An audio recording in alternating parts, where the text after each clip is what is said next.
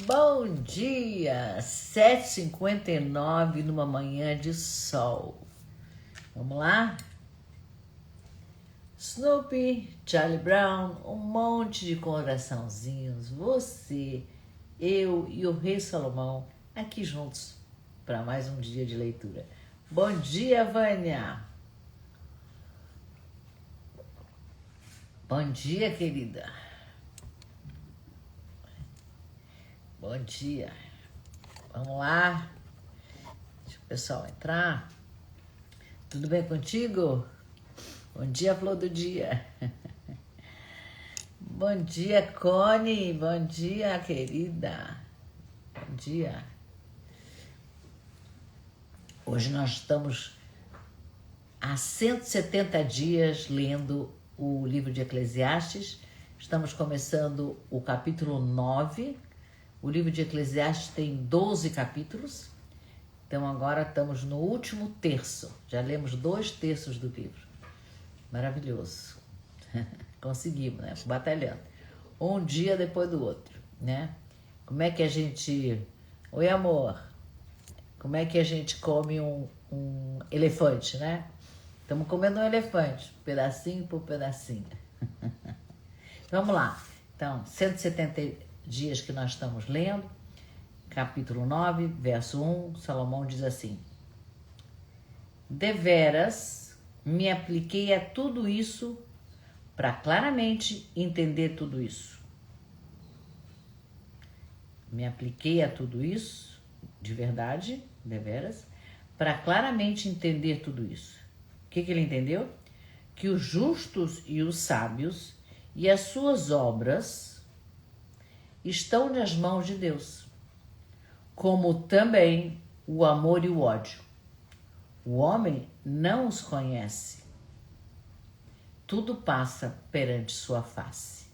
Né? Vou traduzir aqui, né? Os justos, os sábios, as obras, tudo que a gente fizer, os justos e os sábios fizerem, estão nas mãos de Deus. Né? Não depende da gente. O ser humano não sabe se vai encontrar amor ou ódio na caminhada. Tá tudo ali, tá tudo aqui possível. As possibilidades de amor e de ódio estão aí. E não somos nós que decidimos o que vai acontecer. Eu tenho isso aqui muito claro. A gente mora num condomínio de casas e tem uma estrada, né, que liga as casas todas. E tem um momento na estrada que você vai fazer uma curva. E eu sempre presto muita atenção nessa curva, porque eu nunca sei se tem alguém subindo, né? Eu tô descendo, tô saindo do condomínio e pode ter alguém chegando. Mas a estrada é estreitinha. Então eu nunca sei. Então esse nunca sei, eu vivo ele quase todo dia. Por uns instantes, né? Claro, quando eu passo e sei de novo, é um grande alívio. Mas aquele segundo de não sei se tem um carro subindo, estou nas mãos de Deus. Não sou eu que vou decidir o que vai acontecer, se tem um carro subindo ou não. Né? É isso que o Salomão está falando. Todas as possibilidades estão lá e nenhuma delas a gente decide por nenhuma delas, né?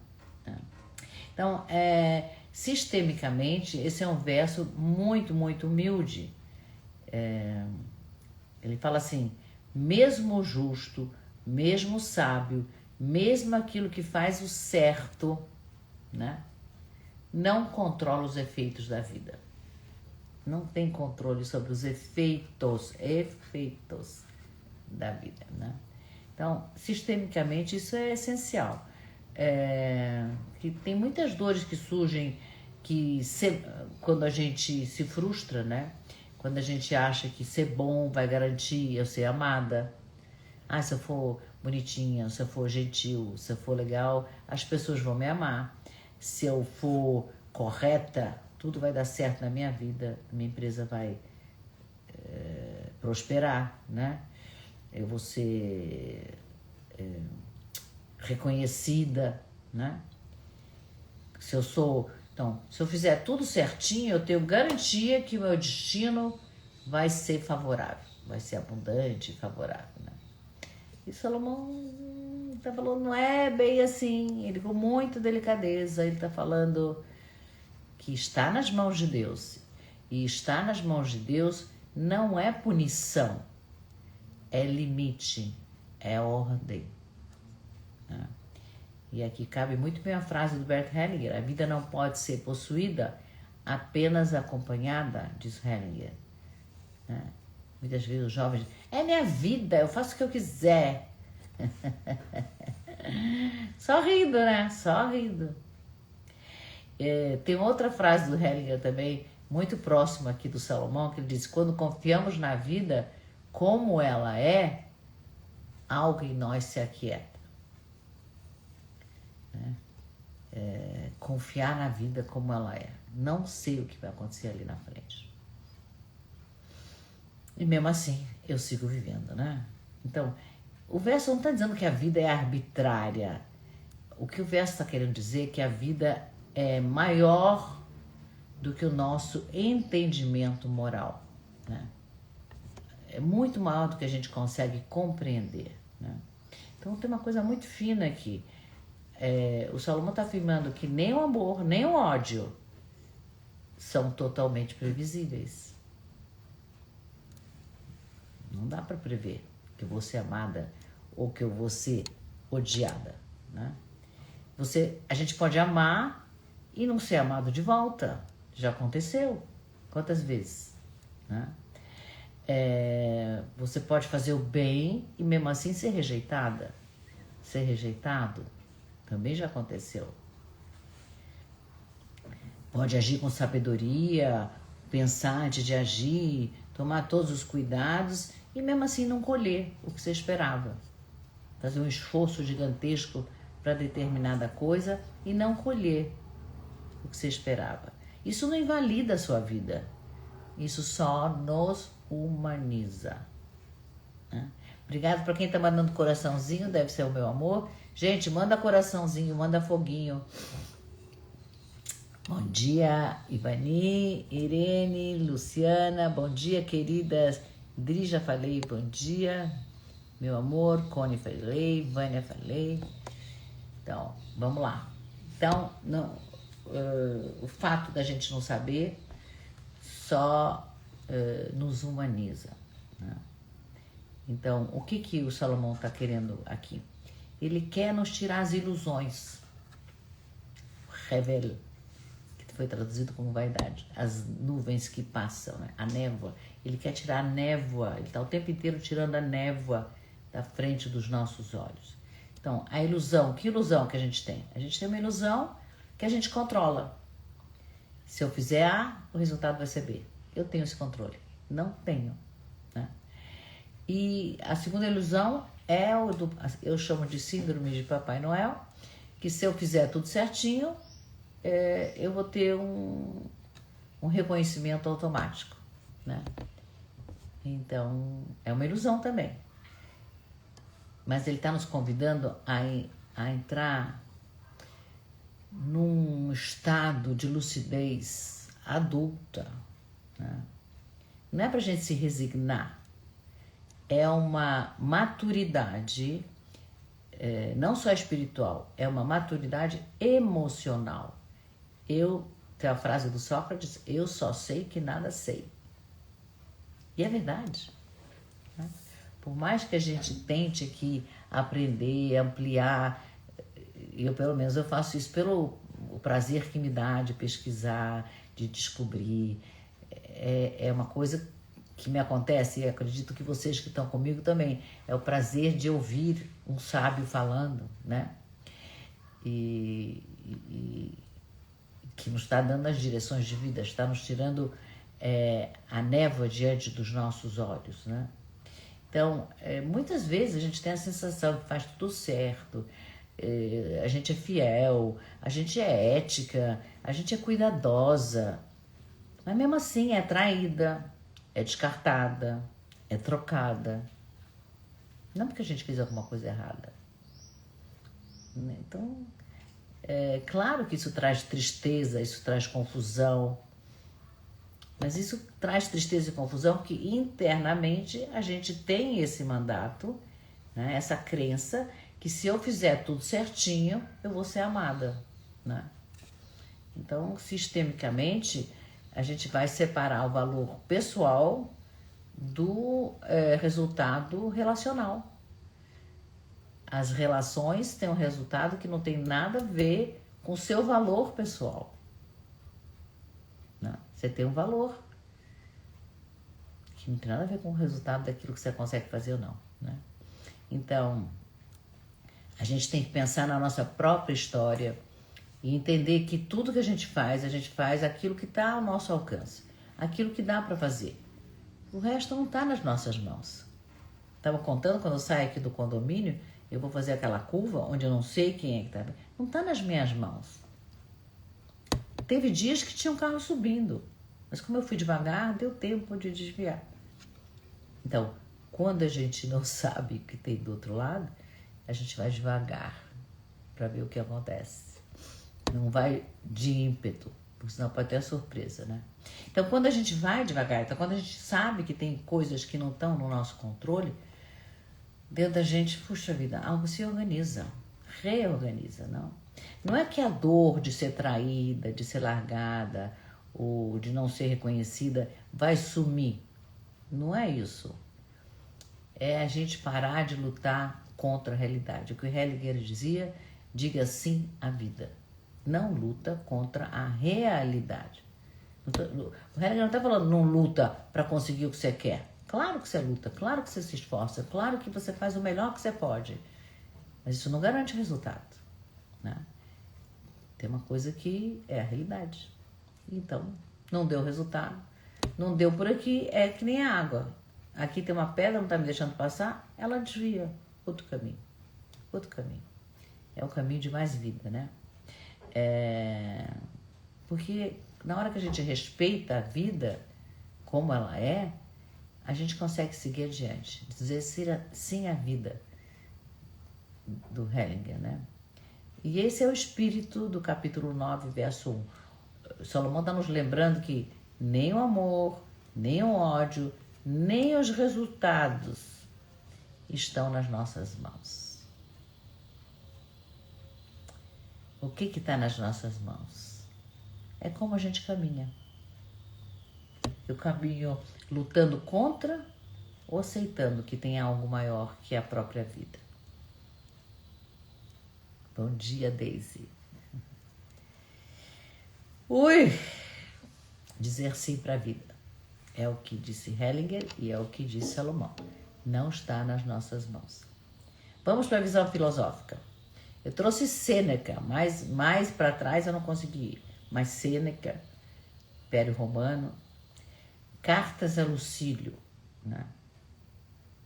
E eu acho que quando ele escreveu, acho que ele leu Salomão, Eclesiastes, e aí escreveu. E ele escreveu isso. Eu acho que ele leu e escreveu nas palavras dele. Escreveu assim: não é porque as coisas são difíceis que não ousamos. É porque não ousamos é que as coisas são difíceis. Uau! Não é, Sêneca, não é porque as coisas são difíceis que não ousamos, é porque não ousamos é que as coisas são difíceis, né? Mas o ponto central desse verso do Salomão é que o destino, só um golinho aqui, que o destino, a vida conduz tanto quem aceita e como quem resiste. Então, que nem uma criança teimosa, o que a mãe faz? Arrasta. Tem a criança que dá a mão e caminha com a mãe, ou caminha com o pai. E tem a criança que se joga no chão. O que a mãe ou o pai faz? Arrasta, vai na força, né? E acho que tem muito a ver com Salomão, né? Tanto os justos como os sábios estão nas mãos de Deus.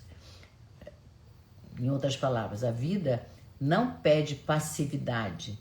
Ela pede com um consentimento lúcido. Eu concordo com aquilo que vem. né? Eu não sou passiva.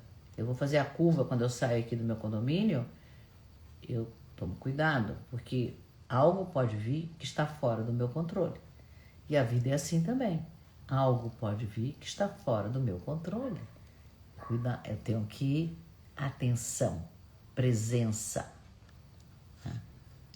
Então, Sêneca está dizendo aqui que o sábio não é aquele que controla o destino, né? Mas quem coopera com o destino. Bom dia quem está entrando aqui. Tatiana, bom dia. Custódio, bom dia. Nossa, faz tempo, né? Então, o sábio é quem coopera com o destino, né? Eu trouxe até um exemplo, por exemplo, o agricultor. Ele planta, por que ele planta? Porque esse é o ofício dele, é a função dele. E quando ele planta, a colheita não está garantida, né? Então, o papel do agricultor é semear, é plantar. O resto pertence ao destino. Então, a dignidade está no gesto dele plantar, não no resultado. Entenderam? O gesto dele plantar é digno. O resultado pertence a Deus.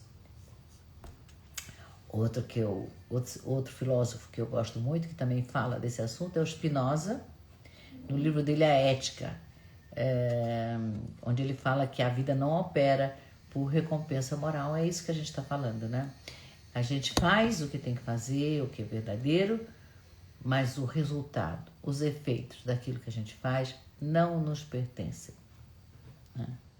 Então, Spinoza, ele trabalha para desmontar a fantasia do merecimento. Incrível isso, né? Porque Spinoza, 1600, nós estamos em 2026 e a gente continua acreditando nessa fantasia de que a gente faz certo e colhe certo. Nem sempre, né? Não está nas nossas mãos. Como é que você se sente quando você descobre que o resultado não está nas suas mãos? Para mim é um alívio, porque nem sempre o resultado é aquilo, está de acordo com o meu esforço. Às vezes eu faço um esforço gigante e o resultado é pequenininho. E aí, claro, que me dá aquela, nossa, que canseira. Fiz tudo isso para colher isso, quer dizer, plantei 1000 sementes e colhi meia dúzia de ramos de trigo. Tem um momento que... Mas em seguida eu me recomponho, digo, não, é isso que eu estou colhendo, é isso que eu vou comer. É o que temos para hoje, né? Então, a natureza não tem fins morais, né? A vida não dá prêmio, também ela não pune. A vida não premia e não pune. Ela não organiza o mundo para confirmar a nossa virtude, né? A vida acontece segundo uma ordem maior que a gente não sabe. Por exemplo, vou dar um outro exemplo aqui para o Spinoza. Um músico, né? O músico está lá tocando, eu estou com cello porque eu amo cello, mas qualquer instrumento. Ele está tocando, não para controlar o efeito, ele está tocando porque a música precisa passar por ele para chegar nas outras pessoas, né? Então, ele faz o dele, que é tocar. Se as pessoas vão se emocionar, se vão achar chato, se vão levantar no meio e vão embora, ele não tem esse controle, né? Então, a ação dele é livre e nasce da essência do músico e não da expectativa do resultado.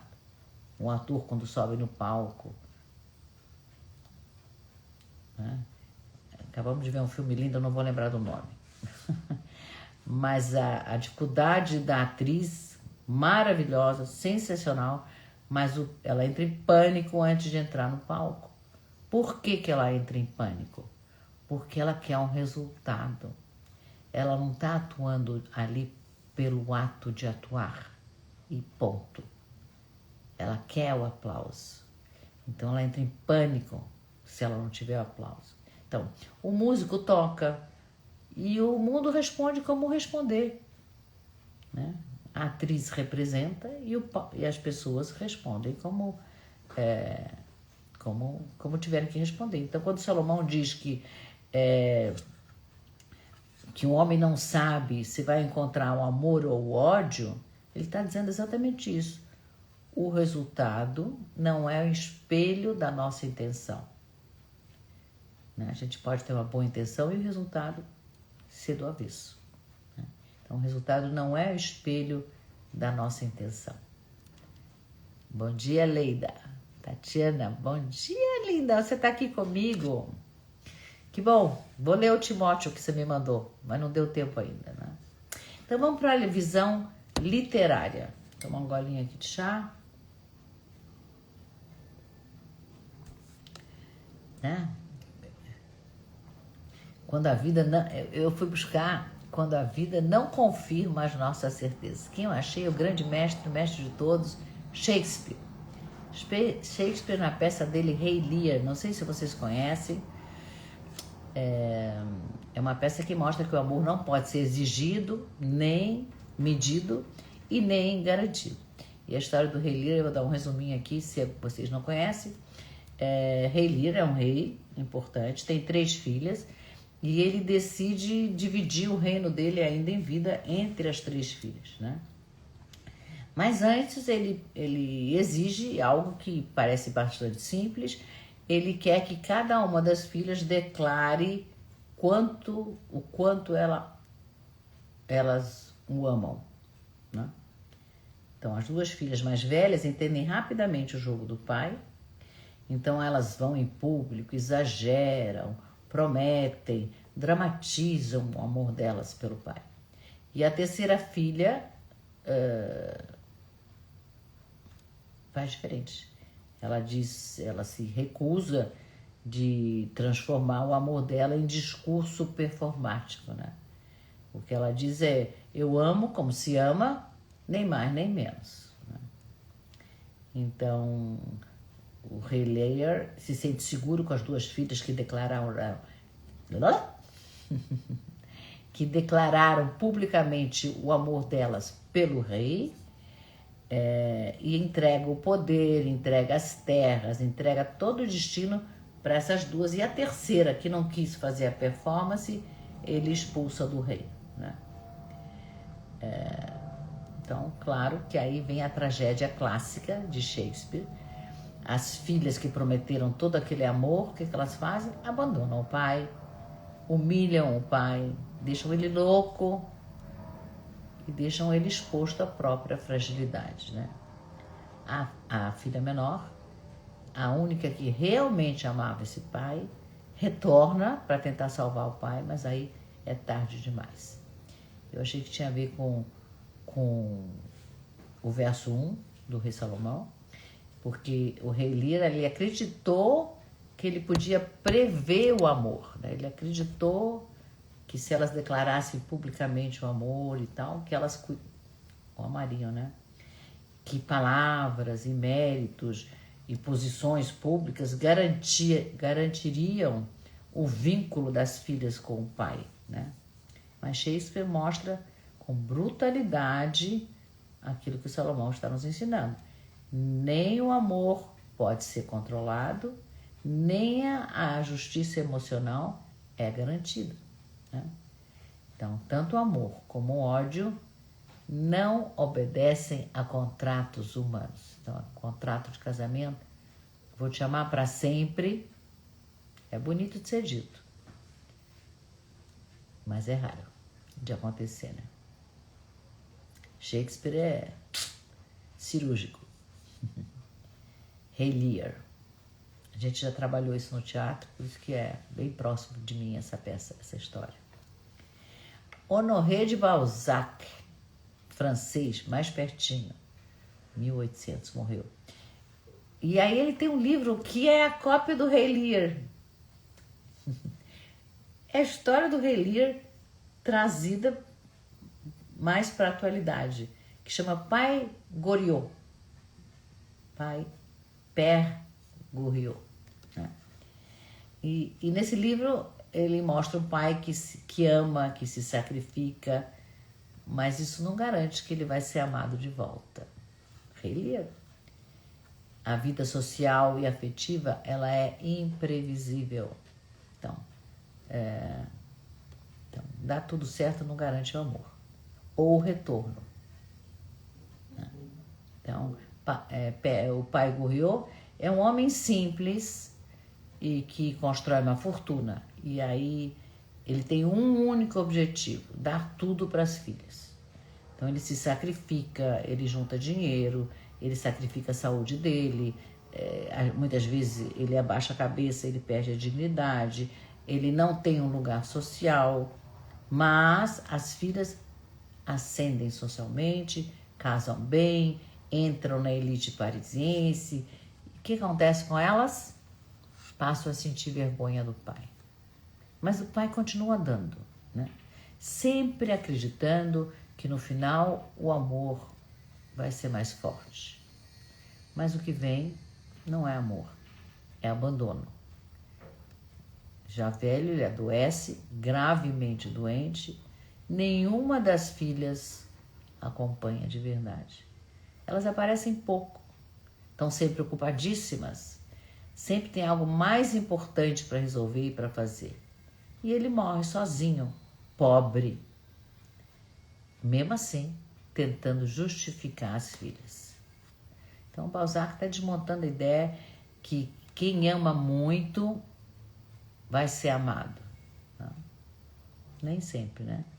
Então, o Salomão está falando isso o tempo inteiro. O justo pode sofrer, o generoso pode ser esquecido, o amor não é proporcional ao sacrifício, porque todas as nossas obras estão nas mãos de algo maior, né?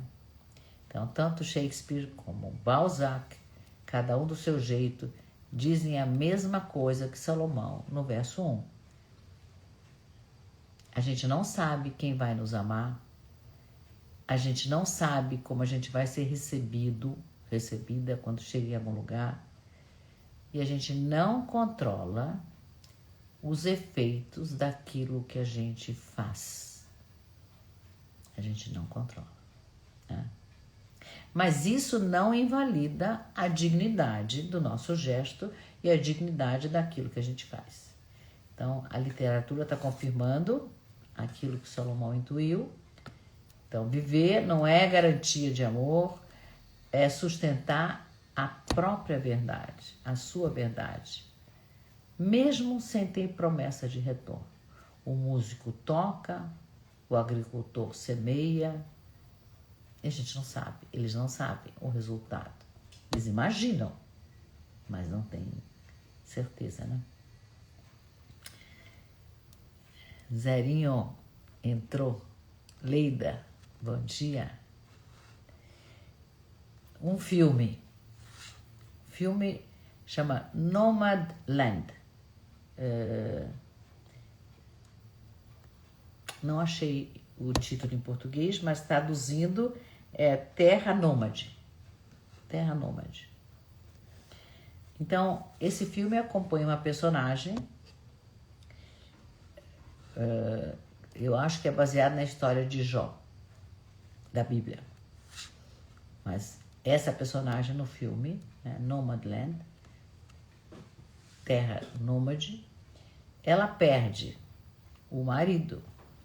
Depois de um tempo, ela perde o emprego. Depois, a cidade que ela vivia tem um terremoto e a cidade deixa de existir, perde a cidade. Mas ela não olha para isso como uma tragédia, né? Porque não tem ninguém malvado, né? Não tem coisas que ela fez erradas e por isso está sendo castigadas. Tem perdas, como Jó, perde. E ela aceita essa perda de forma silenciosa, inevitável, né? Então, ela não tem mais casa, não tem mais marido, não tem mais emprego. O que ela faz? começa uma vida nômade e vai pelas estradas, arruma trabalhos temporários. Ela se dá muito bem nos trabalhos temporários. Eu não vou entrar muito no filme, porque senão fica muito comprido, mas são encontros breves. Uma hora ela é garçonete, outra hora... Ela vai fazendo o que a vida vai acontecendo enquanto ela vai seguindo pela estrada. Então ela encontra nesse caminho pessoas, algumas dessas pessoas são muito acolhedoras, outras não estão nem aí para ela, indiferentes. Tem pessoas que ela encontra que são profundamente amorosas, ela tem uma relação profundamente amorosa, mas é passageira, não tem garantia de que vai durar, né? Não tem nada fixo, é nômade. Não tem nada que tem promessa de futuro, de que algo vai ser bom. Mas tem muita dignidade da parte dela, né? E aí vai para o verso de Salomão. Os justos e os sábios estão nas mãos de Deus.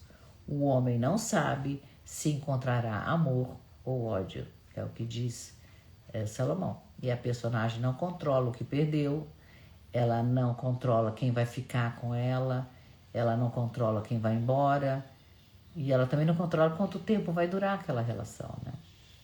Então, ela aprende a viver sem garantias, também sem exigir que a vida volte a ser como ela era antes.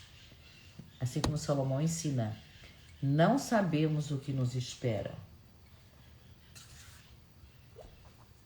Não sabemos quem vai ficar, não sabemos se o próximo encontro vai ser de amor ou de despedida, mas a vida segue nas mãos de algo maior. Então, o filme Terra Nômade, né, em português, não romantiza a dor, também não explica a dor, né? Ela só mostra que pertencer não é possuir. A personagem, ela não busca um final feliz, né?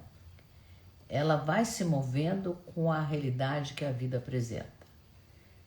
E é isso que Salomão chama de uma sabedoria madura. É viver sem ilusões, sem garantias, mas com presença. O tempo inteiro. É aqui, agora. Eu, aqui, agora. Muito bem, eu vi que teve gente que entrou.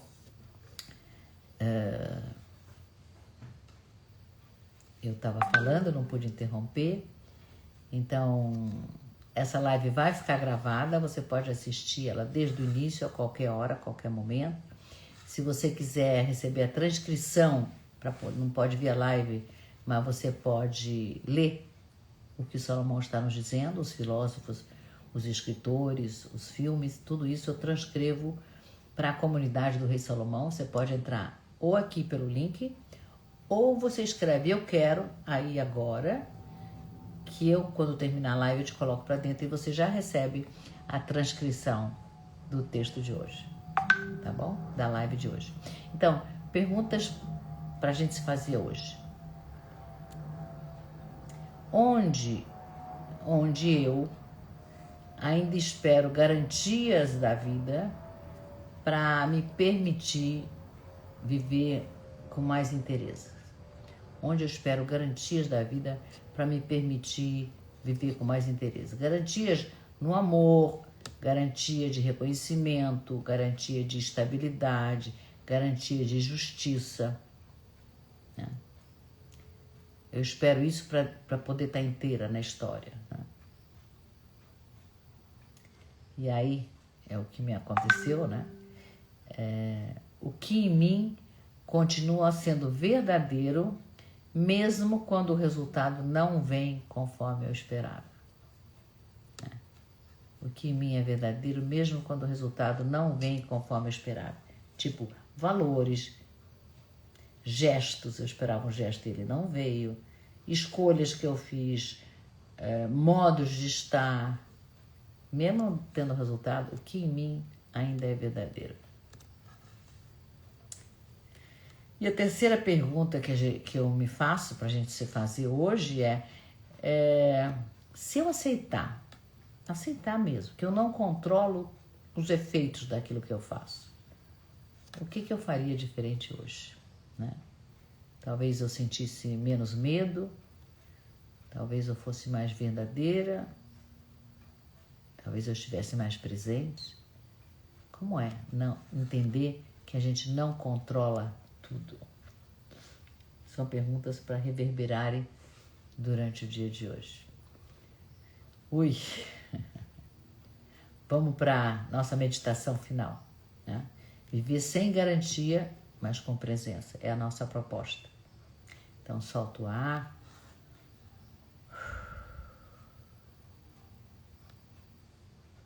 Inspira em 4. Segura 2. E solta pela boca bem devagarzinho em 6. Mais uma vez. Inspira em 4. Segura 2. E solta pela boca em 6. Sente o peso do seu corpo nesse lugar que você está sentado. Nesse lugar que você está sentado. Sente esse apoio.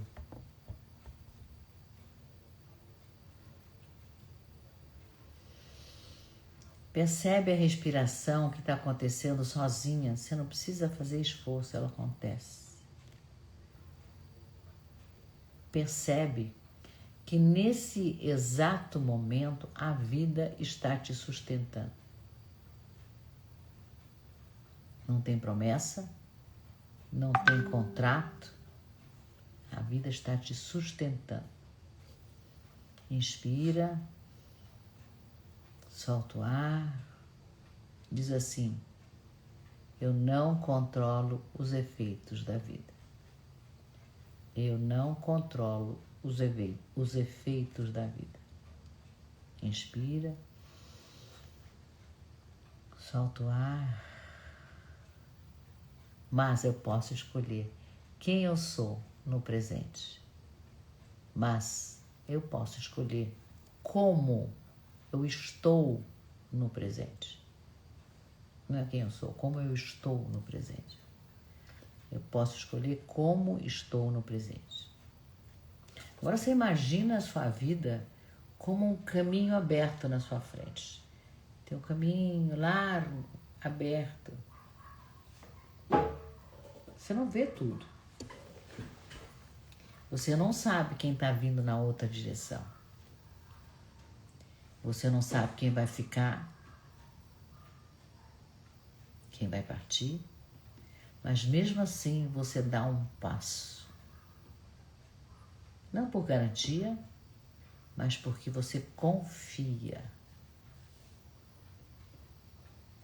Fica alguns segundos nesse lugar onde não tem exigência, só a sua presença e a sua confiança na vida.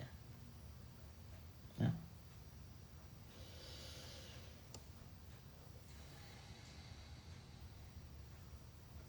Quando você quiser, pode abrir os olhos. Para quem chegou depois, Vânia, bom dia. Hoje é o dia 170 dias que nós estamos lendo o Eclesiastes escrito pelo rei Salomão. E ele lembrou hoje algo essencial, que a vida não nos garante amor, nem nos protege do ódio, né? Ele nos convida todos os dias a estarmos presentes.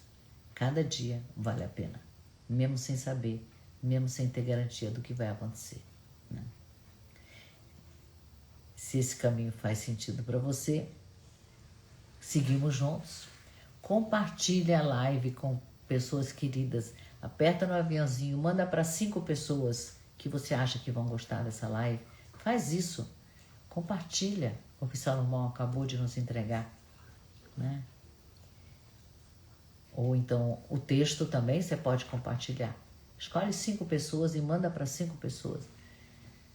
Pessoas queridas que você diz, olha, vai te ajudar. Né? É o que Salomão está fazendo, nos ajudando. Então fica pertinho, seguimos juntos, seguimos juntas, até amanhã. Eu preciso dar um recado. Esqueci, é importante para vocês que estão comigo. Amanhã a live vai ser gravada. Eu tenho um pequeno procedimento médico logo de manhã. Eu tenho que estar no hospital às 6 da manhã, às 5 da manhã, mas o procedimento é o primeiro do dia. Então eu não vou estar aqui às 7h59 ao vivo, mas eu vou estar gravada, ok? Eu vou terminar essa live, eu vou gravar, vou preparar de amanhã, porque não está pronta, e depois eu vou gravar. Então amanhã é gravada, tá bom? Mas mesmo assim, vou estar de coração e espero vocês aqui para assistirem a gravação. E nos vemos na quinta, se Deus quiser. Beijo carinhoso. Até quinta. E até amanhã, para quem estiver na gravação.